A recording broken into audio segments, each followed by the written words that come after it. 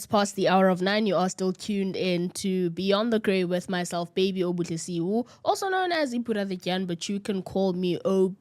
Caspanyo Vest came through with the vibes, featuring the Mahotela Queens with Malume Steli Mali. Malume today is President Cyril Ramaphosa. We want opportunities, we want jobs, like Happy Youth Day. Twenga's like, I don't know if it's happy at all because we want jobs, we want employment, we want money, Malume. But we are joined by Utwenga Sihle Peter, who is a friend of the show. He is a systems thinker and an author who is stressing over his upcoming book launch. And I'm telling him, relax, it's gonna happen. You've got this. You've got this. Twenga, welcome back. How are you? I'm good. How are you guys doing today? I am well. I am good. It's good to have you back. It's always an honor to have a conversation with you. So the president released yet another newsletter. It was titled Young People Opening the Doors of Learning, Work and Opportunity. And it really speaks to,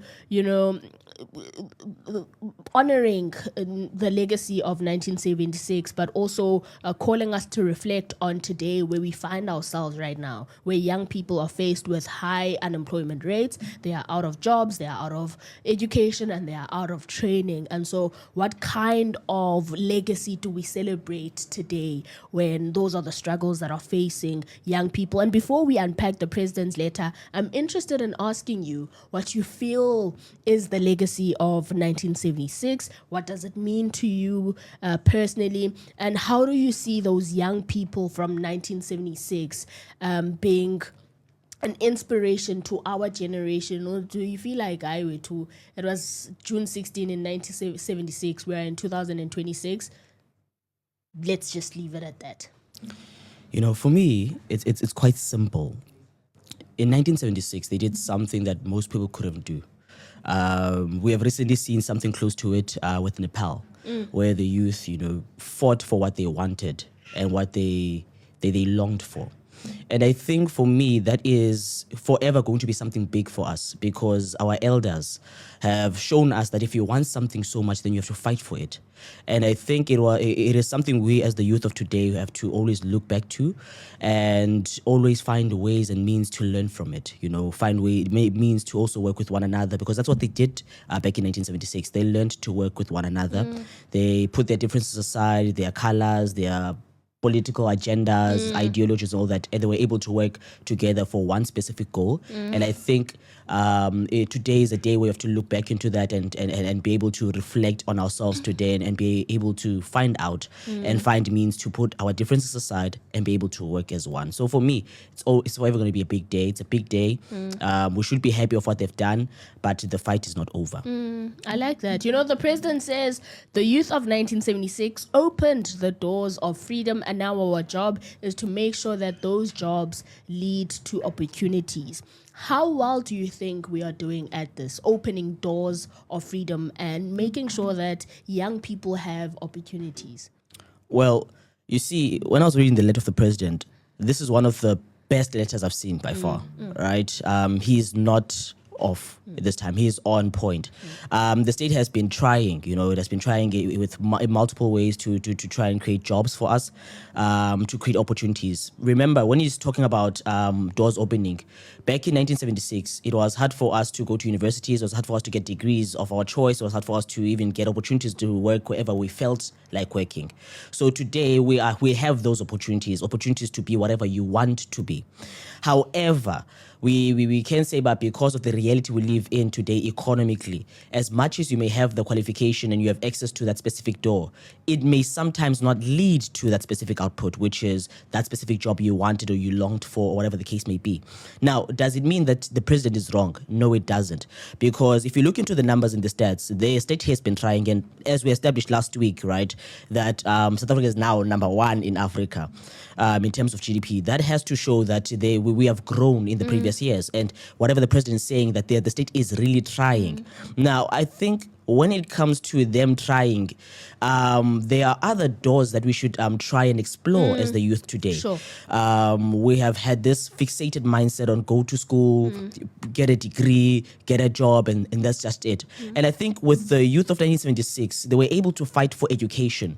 But today, our fight is different of the youth of South Africa. Our fight today, it is a fight for economic liberation. Now, how do we do that? We do it by choosing one another than political slogans, political parties, or even political colors. I think once we can do that, and then we can be able to support the work of the state and be able to also work hand in hand with the state as the youth of today to create more opportunities for ourselves. You know, I like that you mentioned the work of the states, because the work of the state speaks to a presidential employment stimulus, which is a program that has given opportunities to more than 100,000 young people in South Africa. The Basic Education Employment Initiative, which gave young educators a chance at assisting and being teacher assistants, and the SA Youth Platform. Which of these do you think are working best for young people? Or let me rephrase and ask, are these working for young people because they are short-term opportunities? After 3 months, they're gone. Now, the state is trying, right, with the available resources, but them trying does not necessarily mean by it's working. Now, choosing short-term reform for a structural issue is a problem. And I think that's why most young South Africans, they feel like the state is not really doing much of the job, because they only get work for 6 months. Now, does it really say that the state is not doing anything? No, it doesn't. But does it mean there could be other avenues the state could try and explore? Yes. Now, what are those avenues? I think there's one person who says this very clearly. I'm in one of his channels, Shahid. He clearly says, we should try and move from short-term programs and try and establish ourselves as the state and move into much more youth incentive programs. What do I mean? In terms of, let's say, we have our municipalities be able to procure directly to the youth. So instead of them going into maybe the tender system, we bring in our youth. Let's say you're going for a degree in nursing, right? So they bring you in, and then you have to you go and you work for a local clinic. So as you're learning, you're getting that experience, and the state is paying you for doing that job. And I think if we can explore such avenues where we can ensure that we can back the educational system we have together with experience on the ground, and then try and give our young people incentives that can work for them, which would, I believe, that could lead to long-term sustainability, that is experience for you, and that is money on the pocket. And I think that could be a good replacement for the short-term stimulus packages that the state is trying to bring. I'm not saying it's bad, but it's not what we need at this point in time. Right now, we need something much more stable. We need something that's going to be able to help the livelihoods of young South African citizens.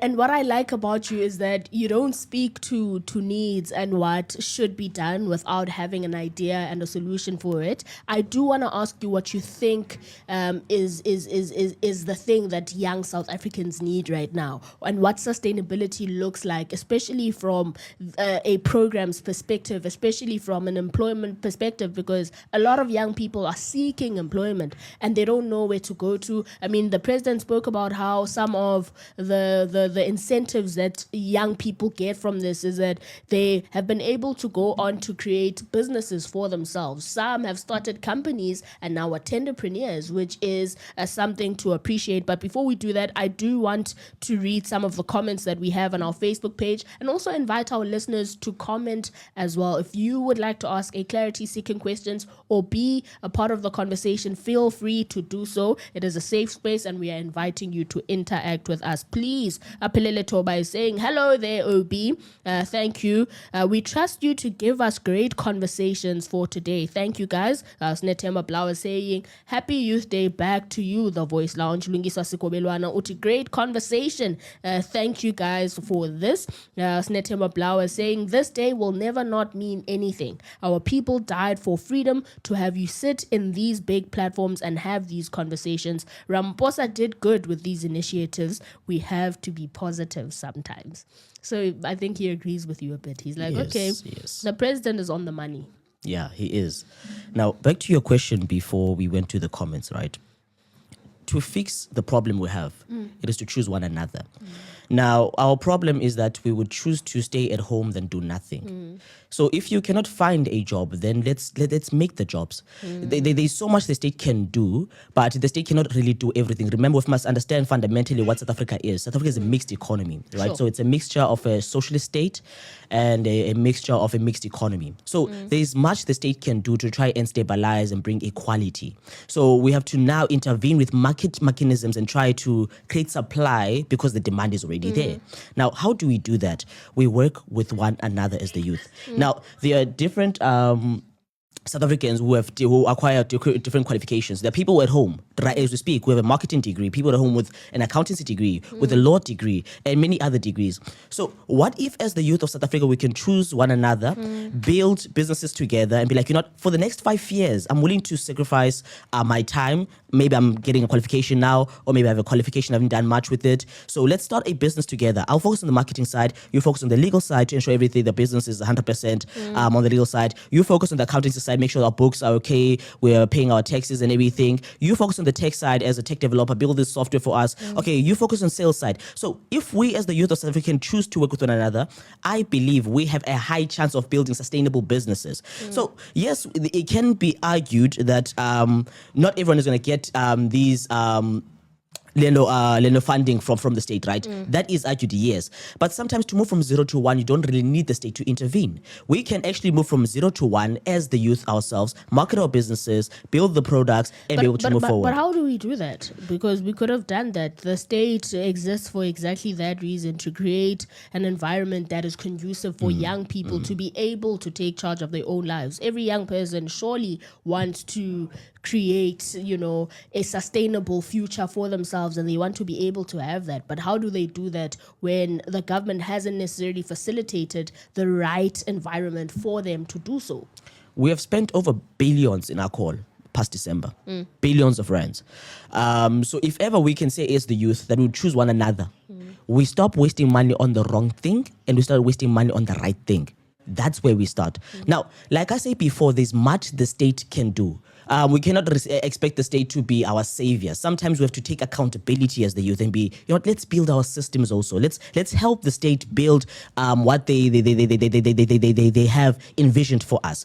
For them to be able to do that at full scale, citizens have to be aligned with the goals of the state. Now, how do we do that? We stop wasting money on the wrong thing. Yes, it can be argued that there is no much capital. But like I said, the most important thing we need to do as the citizens of this country, especially the youth, is to move from 0 to 1 and stop being stuck on the planning phase of 1 to 10. So to move from that, I believe those billions we waste on alcohol, the billions we waste on drugs, the billions we waste on girlfriends and boyfriends, I believe that can play a huge role in our lives to help us build the businesses we belong for, build the infrastructure we need to be able to move from 0 to 1. And then therefore, when we have done that, I think we can say, state, please help us move from 1 to 10. We need funding for ABCDFG. We've been on the market for about a year now. This is our papers, is how we've been doing monetary-wise. So we are a good investment for you. Now you're motivating the state to invest much more money to create much more employment.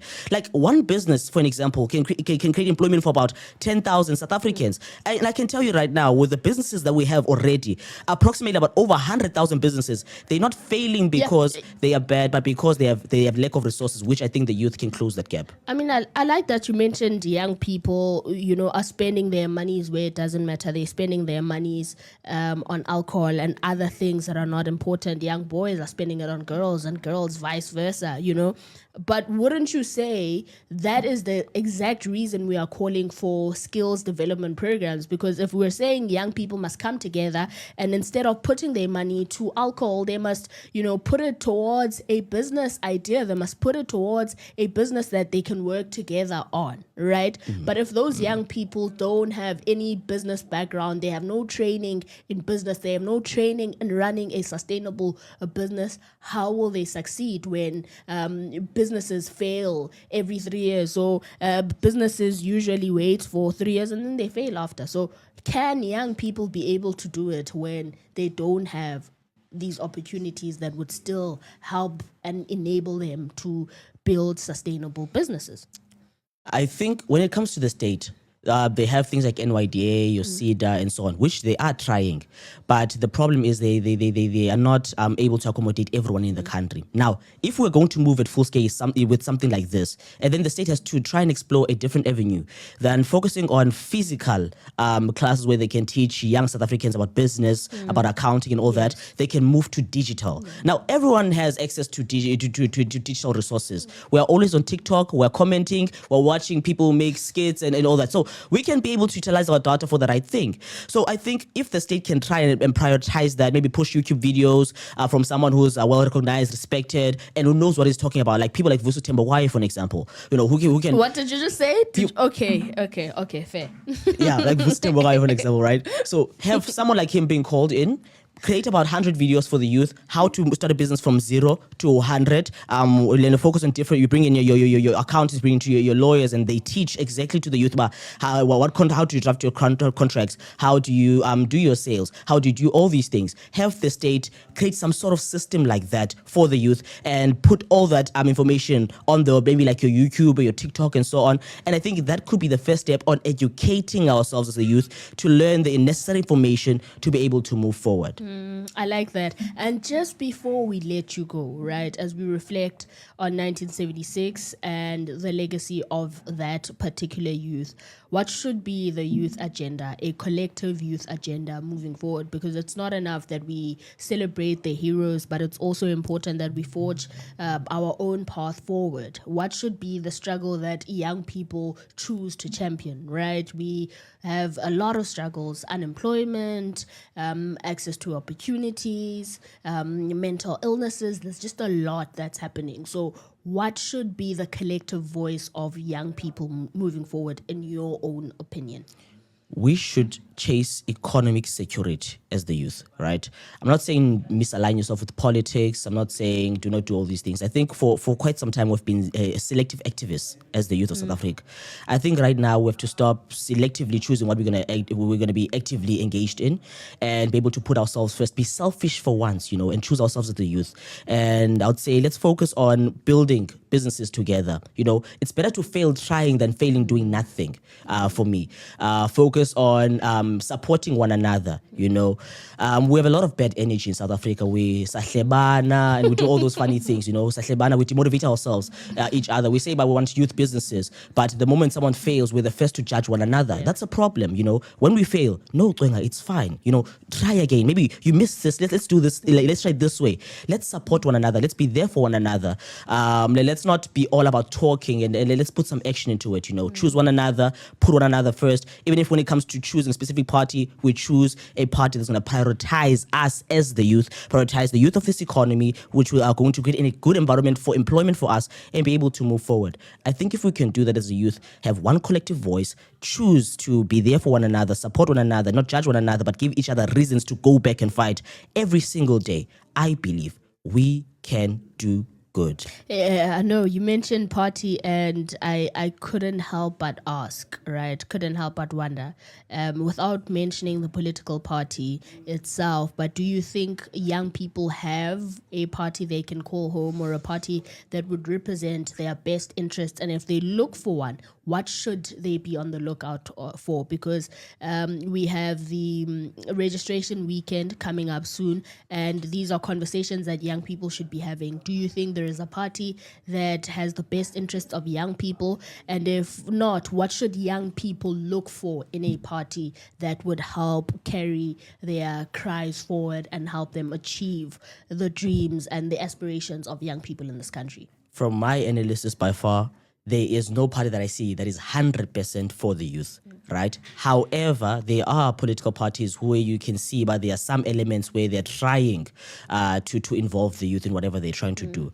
I will not name any parties, but I think reading ideologies is very important for us, understanding their manifestos. That's where we can be able to get some hints and be like, okay, no, this party is actually pushing towards this specific agenda, and this agenda will benefit us as the youth.